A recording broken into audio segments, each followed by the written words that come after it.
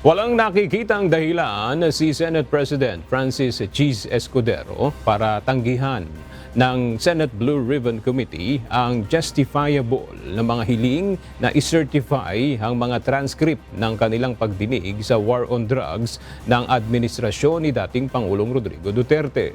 Batay sa naturang pagdinig, ipinahayag ng dating Pangulo na hindi siya hihingi ng paumanhin sa kanyang drug war at inako ang buong legal na responsibilidad na maidudulot nito. Samantala, nauna nang sinabi ni Surigao del Norte 2nd District Representative Robert Ace Barbers, co-chairperson ng House Quad Committee, na hindi ibabahagi ng komite ang kanilang transcript sa International Criminal Court o ICC dahil hindi miyembro ang Pilipinas sa naturang hukuman.